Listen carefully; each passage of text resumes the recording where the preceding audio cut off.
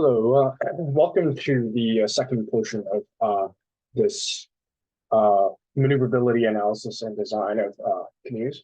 So for this tutorial, it's going to be the application of Solidworks and how we apply that theory that we just discussed into the flow simulations and actually find the spray forces and moments. So a couple things before we begin is that the model that you receive and are working on and are trying to analyze must be a 3D model. As shown here, you can see that this is like a 3D shell. It could be a shape, but the issue is if you're using other software such as like FreeShip, you may be getting a 2D surface, a contour surface, and so you'll have to thicken that in SolidWorks before actually doing this flow simulation, so that the software knows to model the water around this shape.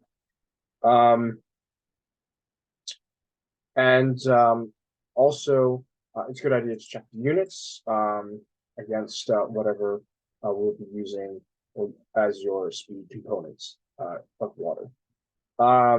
The third sort of thing is the way we model it is that we're trying to find the yaw moment about the z-axis. So as you can sort of see, the z-axis is vertical here, and we set that at the beam or the widest location of the boat. So we're trying to find the rotation of the boat about that axis when we shoot water across the hull. And this can be simply done just by the move function. So in order to get into the flow simulation module, you may not have this already, but you can just type in add-ins and you'll see this menu pop up. You just go down to the second sort of option here and you'll find SolidWorks flow simulation. And it doesn't really matter what version you have, but 2022 works perfectly fine. Once you have that ticked off, you'll notice that up here you'll have a new tab. You'll probably be in the Features tab. If you click on the Flow Simulation tab, you'll be able to navigate here. So the first sort of step is the wizard. The wizard is going to guide you through all the different parameters that we need to set up in order to create a proper sort of flow simulation. The naming convention here is just to set up. I've developed a sort of naming convention just the name of the canoe, whatever version number it is, and the beta angle, right, or the angle of drift that we're going to be modeling it under. As I mentioned in the previous sort of video, we're going to have tests on 45 degrees, 90 degrees, and 135 degrees of drift. So for this simulation, we will do 135 degrees. So yeah. Also, just as a note though, on the sort of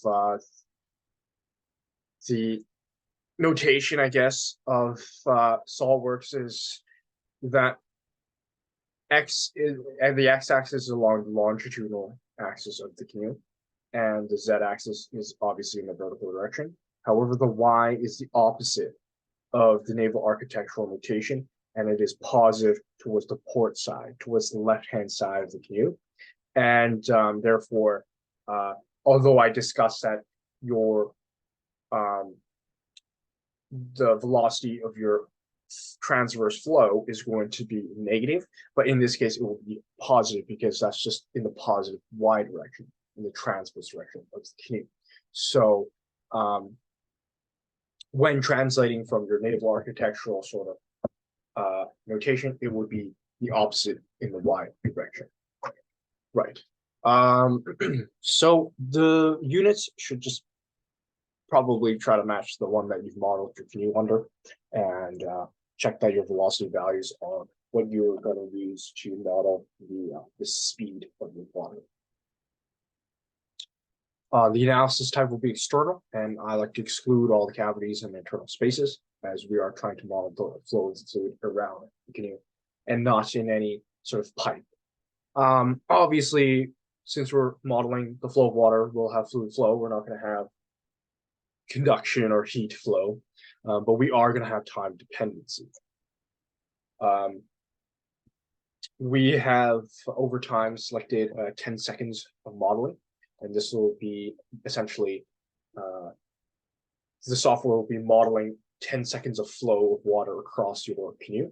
And I also just want to note that our canoe size is the real size. If we go and measure these points, it will be around 6 meters or 18.5 feet. We have opted to not have to go through our Freud numbers and Reynolds numbers in order to scale everything correctly. We just decided to simplify things and just run it at the full sort of length of the canoe. And so 10 seconds, we've thought that 10 seconds was inadequate enough of time for water to flow well over and beyond the canoe as we are moving at the speed of 3.7 meters per second. The output time step is sort of how fine you make the computer model and calculate per second. So we set that at 0.01 seconds. Obviously, the finer you make it, so if you go 0.0001, your computer is just going to have to calculate a lot more. So it's entirely dependent on how much you're willing to let your sort of computer run, but any finer than this, I would be concerned about how accurate your results will be. But next, as I've sort of mentioned, we're only worried about the flow of the water. We're ignoring any of the free surface effects at this stage because waves, as I've sort of mentioned, do not actually impact the resistance and the maneuverability of a canoe as much as friction and the pressure differences of the shape. So the overall interaction with air and water is not going to be significant enough for us to have to model that interaction. And it'll be very time consuming to try to get that to work. So we'll just add in water and totally ignore everything else. So just double click and we see that water has been added. And flow type is important. That is laminar and turbulent. I've sort of mentioned this in some previous modules, but we have laminar flow for a very small portion of the canoe near the bow, and the rest of the flow will be turbulent. So it's important to have turbulence there. And despite how fast you may think, or your paddlers may think they can paddle, they will never ever have cavitation. So you can make sure that's unchecked. Next, surface roughness. Just make sure whatever value you use is consistent. For us, we have opted for 0.4 microns, as I sort of mentioned in the previous video. And this will sort of give you some values for the frictional effects of the water traveling across the body.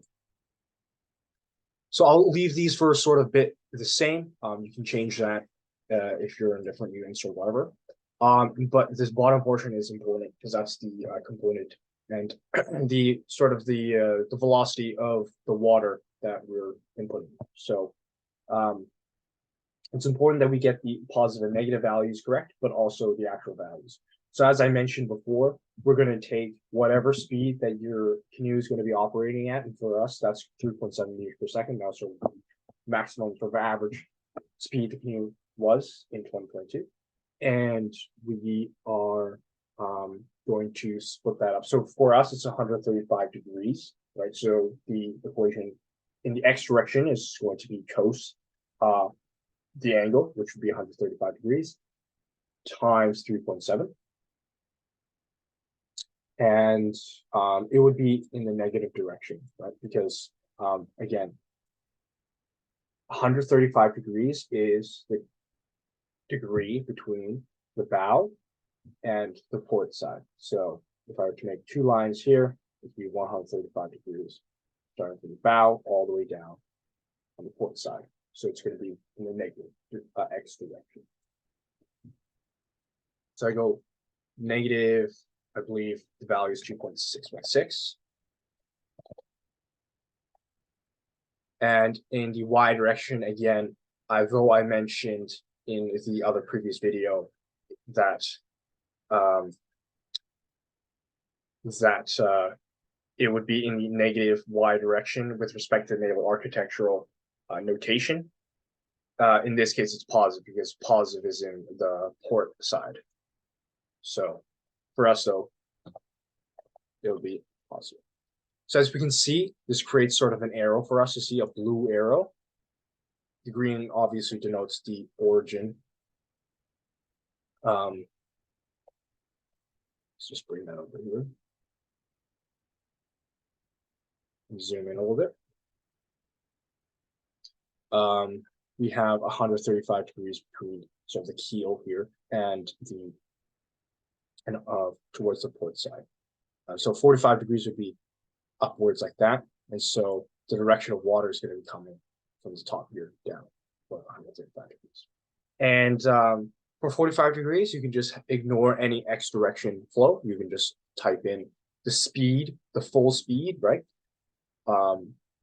in the y direction. So if I were to do 45 degrees, it'd be just a straight 3.7 per second.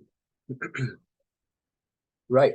So now that we've confirmed that this arrow is in the proper direction, obviously we're not going to be modeling any of the flow in the z direction. It's going to be flat across. We can go ahead and finish that. Right. So once we finish that, you can see that there's a gray box around our canoe here. You may have seen that before and wondering why your canoe did not have this gray box around it. This gray box is the computational domain, and we had just run several other flow simulations before this, so we already had a computational domain. But here, that's basically what it is. So if we use these little, we navigate over here, we're going to see a couple different tabs. If you see on the last module here, it's a bit colorful. It's the flow simulation analysis modules. We're going to click on that. And then we're going to see a couple different, there's a new menu here essentially show up. And if you click on the computational domain, you can see the gray box encapsulates your canoe, and you can change basically how big that computational domain is. And the goal here is to make the computational domain small enough such that your computer can run it in a reasonable time, but that enables your an accurate result, right? So for us, we usually leave about like half a canoe width to a full sort of canoe width on this arrow side, and in the direction the waters are leaving, we might leave it a little bit longer, as there's going to be after effects of that flow. And on the bottom, it's not kind of too important, so we'll just go about one canoe sort of depth underneath. And then we'll shrink these as well.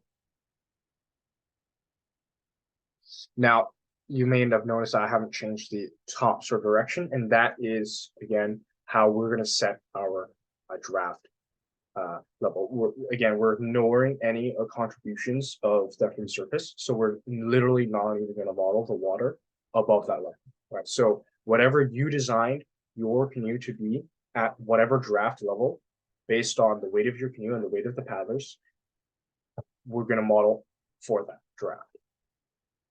Any of the water that goes above that is not really going to provide that much resistance against the water that is actually pushing against your canoe underneath. So to actually edit the definition, you right click and click edit definition, and you'll see this new menu pop up, and we can change this value, which is your upper Z value, this top arrow here. And for us, our design draft, our heaviest design draft, you want to use the heaviest your canoe will ever be. to get the most conservative values of resistance. And that was 0.209 meters. And if we just click into it, we can see that the box now is partially underneath the canoe. And again, this is based on the coordinate system, the ordinates of the origin here set at 0 at the very base of the canoe. So if your ordinates is somewhere else, then you might need to do some math. I would highly recommend translating your canoe, just literally clicking move as a command and just move your canoe to the origin such that it's on the beam in the X direction, and then in the middle in the Y direction, and at the bottom of the canoe in the Z direction. That enables us obviously to set the draft levels very easily, keep the canoe symmetrical along the Y axis, and be able to model the canoe to rotate about the Z axis. So here we have the draft level as 0.209, and that's the computational range for that. And we'll just click check. And so here we can see that is basically what our design looks like. So the next portion is to actually define what we want the flow simulation software to actually calculate, right? So for us, this is going to be the sway forces and the yaw moment, right? So the sway force is the force in the Y direction, and the yaw moment is going to be the moment about the Z axis. So in order to add that in, we go over here and we right click on goals and we insert global goals. We're going to get to this new menu here, and we're going to find force in the Y direction. And we're also going to find the torque about the Z axis, right? The rotation about the Z axis. We're going to click OK. Right. So up here is a bunch of different sort of flow simulations that I've already set up. This is the current one, right? So I named it name VX 135 degrees. Here is a bunch of different ones that we've set. So normally you would have 3 or however many beta angles you're testing for, how many drift angles you're going to test for. Here we are just have been setting up some practice ones for this tutorial. And so essentially you can activate or just run them, which one you're on currently. So here we can run and go ahead. But before that, I kind of want to discuss the mesh. So the mesh you can add on. Now, naturally, SolidWorks flow simulations will create a mesh for you automatically if you did not define one prior to running the flow simulation. Now, the mesh defining is a bit of an art. If you're noticing that the values you're getting do not seem to be accurate, or they're not making sense, or they're not converging to a certain point, then you may want to configure your mesh. Again, if your flow simulations are taking way too long, upwards of 5 hours, 8 hours, you probably want to change your mesh, maybe make it less refined. Basically, the mesh is how fine the simulation cuts up your computational domain in these little volumetric sort of cubes as they calculate the forces and the flow of water in that very specific point, right? So the finer you go, obviously there's going to be more points for it to calculate, and therefore it's going to pretty much exponentially increase your computational time. So normally I have just set it and allowed SolidWorks flow simulations to automatically set my mesh, and I did not sort of see any issues there. I have previously tried to make my own meshes, and if you're setting your meshes to over 1 million cells for a canoe length of approximately 6 meters, that is way too many cells in a single mesh. So usually you can settle for around 30,000 to 80,000 cells, and that should be fine. So we're going to right click here and just run, and we're going to get this sort of menu before we begin, and we can You can select different options on how to run it, and I would recommend using all your cores to in order to speed up your computation time. And click run, and this other sort of menu will pop up.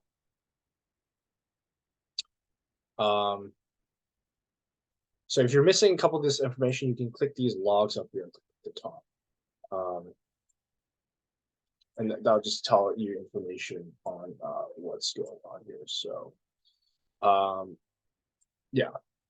So I usually have these three options open. They don't really seem to take or add on the extra time. If you click on this one, it's a bit of a graph, and this one as well. So I would not add those on.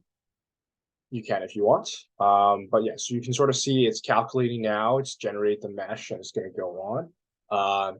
The typical sort of computational times for us have been an average about 2.5 hours. The lower end definitely being 2 hours, and the higher end being sort of 5 hours. And so you'll basically see that it tests at a bunch of values, and it slowly converges to a certain value that they settle on. And you'll know if it works if this progress sort of turns green, and that means it sort of has converged to a value that they believe is correct. So I'm going to pause this. Yeah, I'm going to suspend this because I've already run one, and I'll show you how to set the results.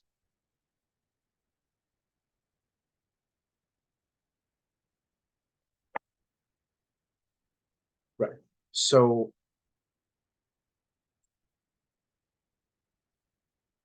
I've run one for this one, and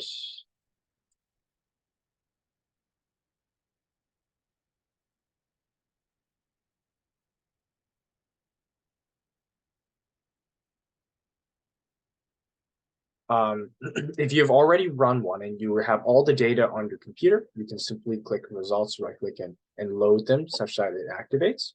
Now this model here has a mistake here. Clearly we have not set our origin along the beam. So the results that you see will not be accurate. And but assuming we have done everything else correctly, basically what happens is you'll want to see your goal plots, right? So you go down to results here, and in goal plots, we're going to right click and we're going to click insert. And we'll get to this menu here, and we're going to go all. We can show or export to Excel. So click show, this sort of menu pops up down here that shows your values that they've settled on. So the value that they settled on was hit this one, and you can tell that it's fairly accurate as they've sort of have an average value that matches this one. And yeah, so it has converged, it is correct. And you can also export to Excel. And if you export to Excel, there's also they're going to show you a convergence graph. And you can check if the values have actually converged. If they've not, I would run it again at a finer mesh in order to get a more accurate value. Yeah, so this would be your sway force, your Y, your sway force, and this Z would be your torque about the Z would be your yaw moment. So we're just gonna exit out of that. And if you want some cool animations and some pseudo analysis, you can enter this flow trajectory. So you right click and click insert. And it'll ask for you to select some surfaces. So I just select the exterior two surfaces here. And next, it looks better. The flow directories look better if you have more. So I usually do 50. And I usually like to have arrows here. And this will typically be large. So 0.01 meter sort of looks fine enough that it looks like the flow of water. So, okay. And then here you can see we now have a new sort of flow trajectories one. And if you can add multiple different flow trajectories if you want. Actually, let's edit this one really quickly. We can also change this instead of pressure, we can check out velocity as well, which is quite nice. And we can click play. And we can see that it runs. We can turn upside down and actually see the change in the velocity as the water flows over, or I would say underneath the canoe. And it's a great sort of review of Bernoulli's equation here, as in order for the water to flow, these particles to flow and reach the other side of the canoe at the same time, it would need to actually speed up. And so we can actually see it speeding up to 4.837 meters per second at the sort of base of the canoe and slow back down. But yeah, so you can record and animate this. You can see the flow of the water around the canoe, very turbulent. And although we see that some of the water has come up to the side of the canoe here, we ignore that. We ignore that because this would be the air, and the water, this sort of spray would not really affect the canoe too much in comparison to the massive amount of water that is going to be actually providing resistance near underneath the water, the typical water draft line. So yeah, that's basically how we would animate, how we would sort of analyze actually the canoes for the sway forces and yaw moments. Again, these are sway forces and yaw moments with respect to the transverse velocity v, and you would normally test this at well, I would at least 3 different beta angles, 3 different drift angles. So I would go ahead and do another one, 45 degrees and 90 degrees and 135 degrees in order to actually get a full graph. And yeah, so